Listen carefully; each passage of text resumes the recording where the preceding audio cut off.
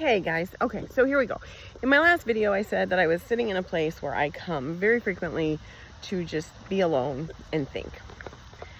And over the last little bit more than a week, I've done a lot of thinking. And I think most of America has.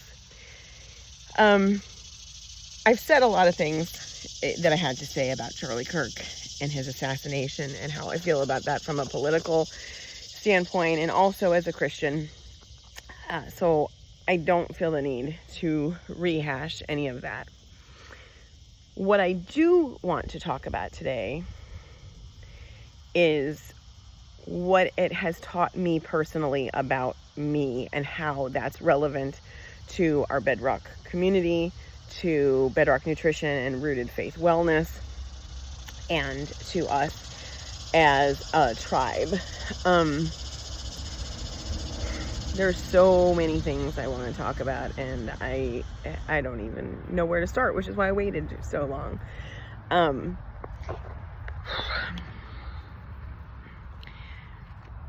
There are two lessons that I think I would say were the biggest takeaways for me from current events.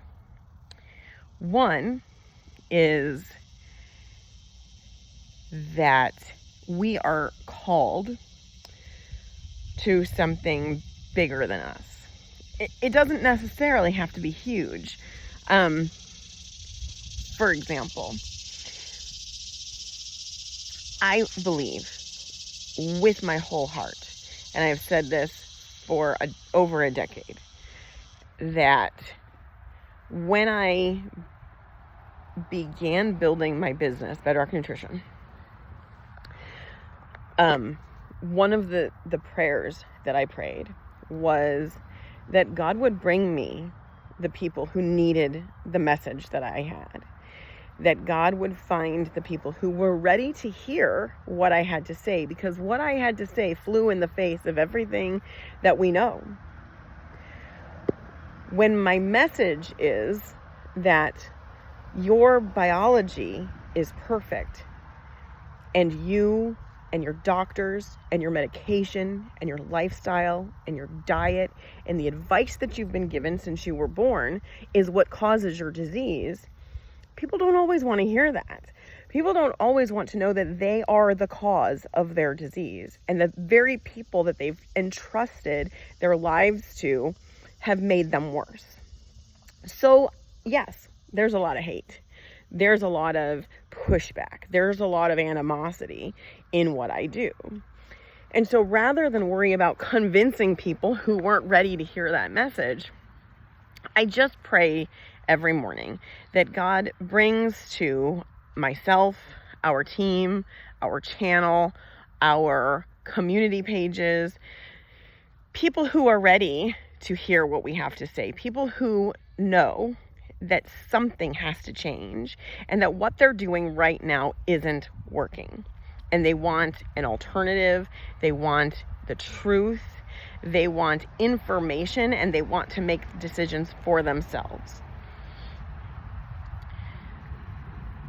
In praying that prayer, we have grown our client base and community to well over 10,000 active current clients and customers on a monthly basis. I would like to see that number be much higher. Hundreds of thousands of people. And there have been times in my life in the last 10 to 15 years where I can hear God saying, you're playing too small. You're staying safe. You're staying in your zone. And I want you to be more courageous.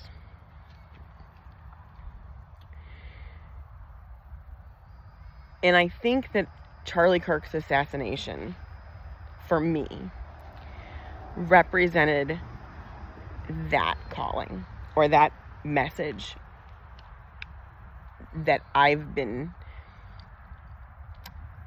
considering possibly avoiding toying with for quite a while, and holding myself accountable. Because here you have a man who not only was his message one of peace, hope, love, acceptance, all things that I think at the core good people agree with, whether they agree with what he's saying, whether they are Christians or believers or not. We can all agree that good people are good people. The only people who are afraid of good people or who dislike good people are people who are projecting their dislike of themselves onto the world. They see things through a lens of hate because that's what's inside them. Charlie wasn't hateful. He wasn't disrespectful.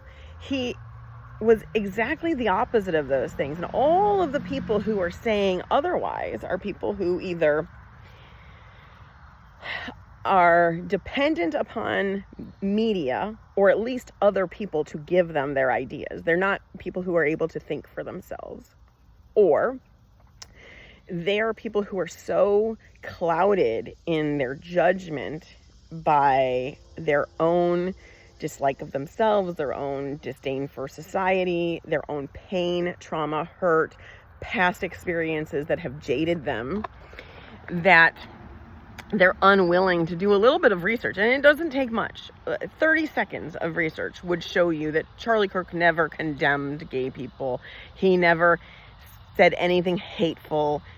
He called into question their motive, their mode, their rhetoric. He shone a light on the truth, and he allowed people of all belief systems to make their point. And in every situation, when he called into question the validity of their thought process, they proved themselves wrong. They embarrassed themselves because what they believed wasn't accurate. But he didn't just fight with people. He didn't just call names or point fingers. That wasn't who he was. And all you have to do is watch a few videos to realize that. And that these cherry-picked sound bites, that's how the media works. That's how the left works. That's how hate works. That's how the enemy works. And my daughter said to me in the face of all of this that she had read a quote that said, it isn't about the red versus blue or the right versus the left. It's about insanity versus humanity. And I thought that that was very poignant. I've been thinking about those words a lot because it applies to what we do. Insanity is believing that going to the doctor and getting medication that requires you need another medication to offset the symptoms of the first medication until you're on a laundry list of medications that are undoing what your biology is supposed to be doing. That's insanity. But yet that's what the majority of people are doing. And then when I say your body is brilliant, you have an innate immune system that knows how to fix these things, and that God gave us everything that we need to do that, except the fact that people have been telling us not to trust ourselves, our intuition, our biology, our body. They've contaminated our food system, our education system, our medical system, our literally everything is contaminated with misinformation, and we've stopped seeking the truth.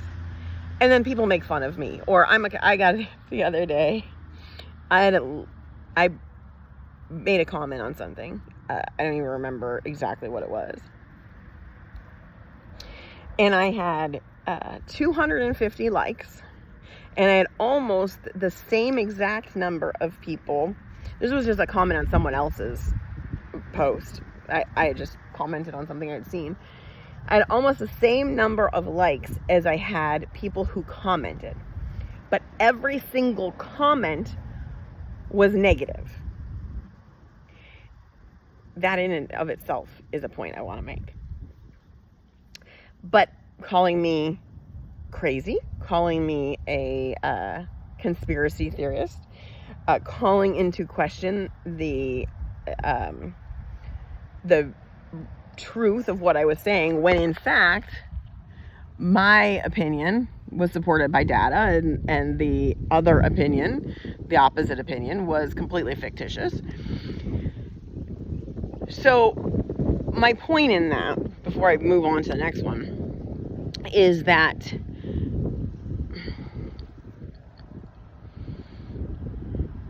one, we are called for something bigger than we know. And if we play small, we don't fulfill that.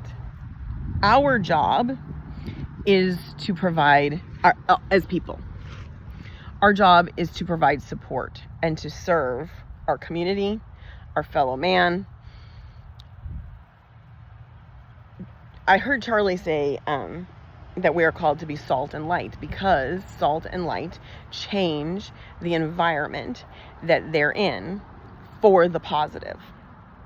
So our goal is to impact the people we come in contact with, the community that we live in, the companies we work for, the customers we serve, the clients we have, our friends, our family, our neighbors, to serve them in a way that benefits them at the end of the day.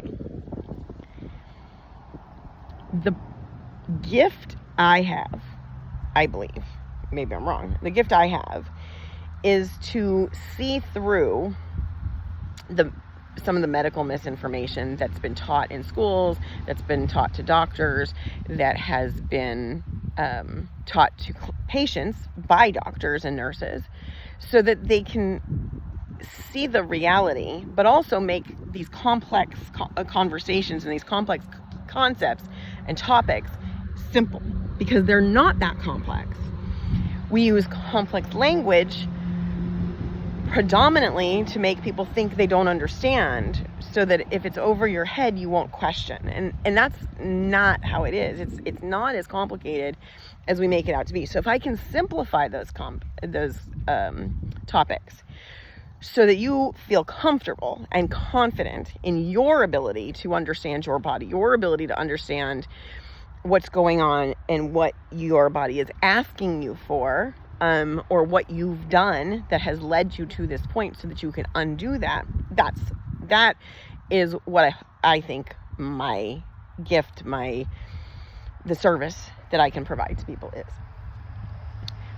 But if I don't put myself out there so that I can accept criticism from people who disagree with me, then I'm not going to resonate loud enough for the people who need to hear what I have to say to hear it. And that is something I struggle with a lot, because very often I like to be on the sidelines. I am a person who loves to be in my books. I love to be in the science. I love to be learning. I don't mind teaching, but I don't always like to just put myself out there and invite criticism. And so I heard God say to me when I was mourning the death of Charlie Kirk and sad over the state of humanity, that I had an opportunity to be encouraged by his message and to use my platform on a larger scale, the way that he did, the way that he was courageous and put himself out there. And so that's the first point that I took away from all of this. The second point goes back to something I said earlier about the criticism I was receiving.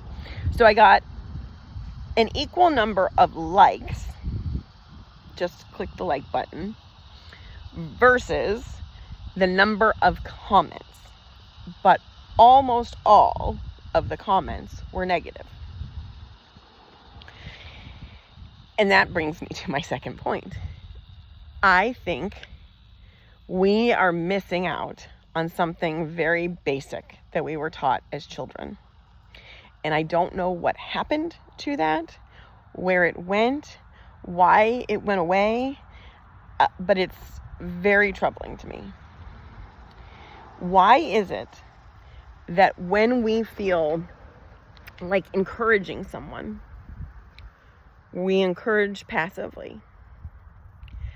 But when we feel like criticizing someone, we criticize openly. To me, it seems like from a human standpoint, from just a quality of character standpoint, it should be the opposite. We should praise publicly and criticize privately. If you have a problem with someone, then you should go directly to the source and say, I disagree with that.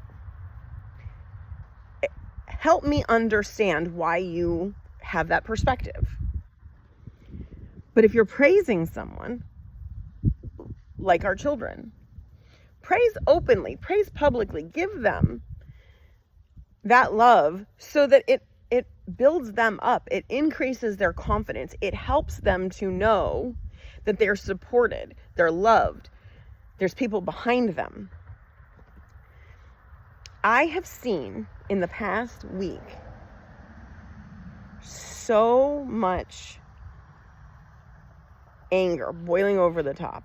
And this is not partisan. This is not taking sides. This is just because I've seen it with both. I've seen people who were so distraught that they became angry.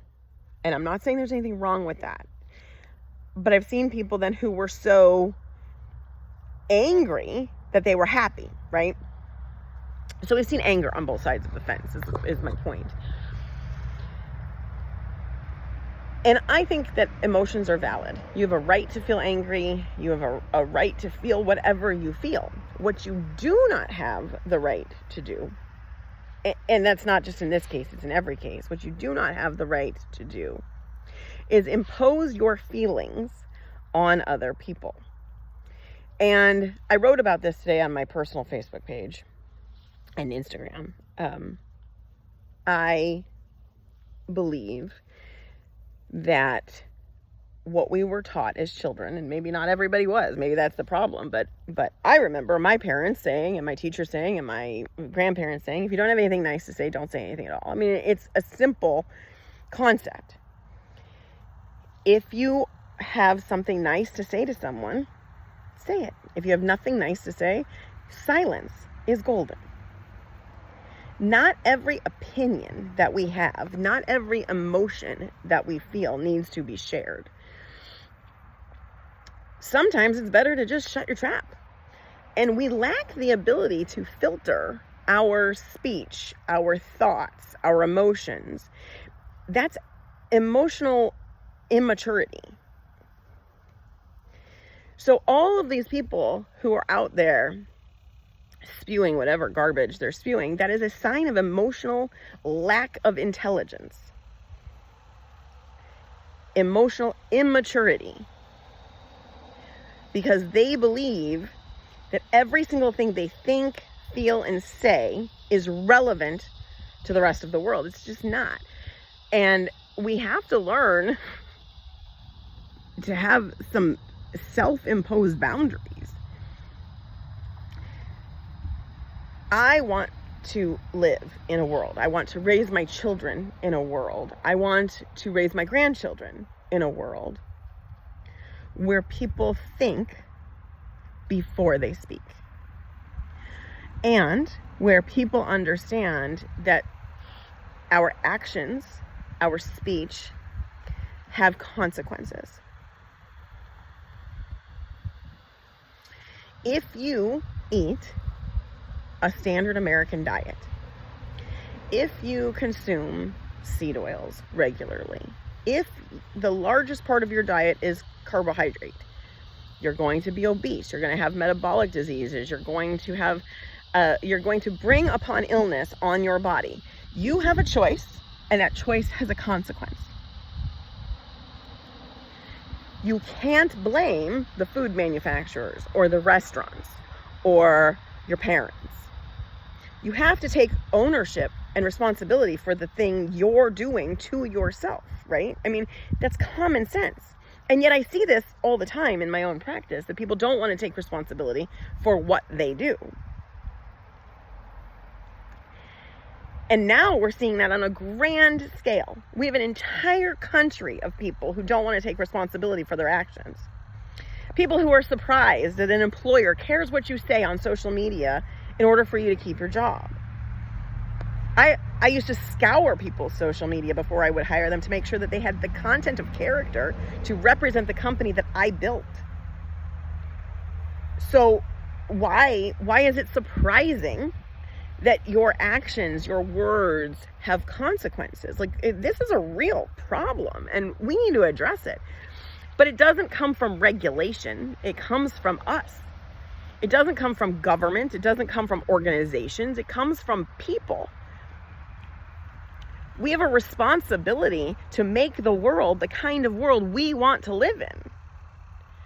And I'm hoping that that world isn't one where we think that because somebody disagrees with us, shooting them is okay. I'm hoping that we live in a world where I don't have to look over my shoulder and wonder if my neighbor is going to make something up about me in order to report me to authorities or to sell me out to somebody or to make other people hate me. Even before Charlie's assassination, last week was a rough week. The last several months have been rough.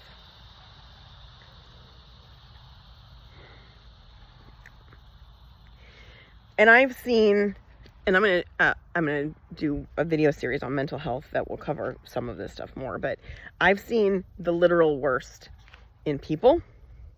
I've seen the worst in our healthcare system. I have seen the worst in our mental health system.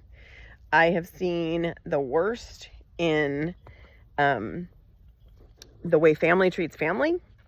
I have seen some of the worst things of my life in the last, I'd say 4 to 6 months. I thought it couldn't get worse after what people did to other people during COVID. And I was wrong. We have been on a very slippery slope since the beginning of COVID and exploited people. And it's progressively getting worse. And the culmination of that was the murder of a young man, a new father. He and Erica had only been married for 4 years, I think, and had 2 small children. And anybody who thinks that a cold-blooded assassin is a good thing, or who compares what happened to Charlie to other events that have no similar context or basis, and they use those political events, particularly in other countries that don't have the same high standard that we as Americans should have, you're just blowing smoke up your own ass, okay? At this point, you're lying to yourself and thinking the rest of us are going to buy your bullshit. That's not how that works. It's time for people to read. It's time for people to look within. It's time for people to become free thinkers again. It's time for people to wake the fuck up.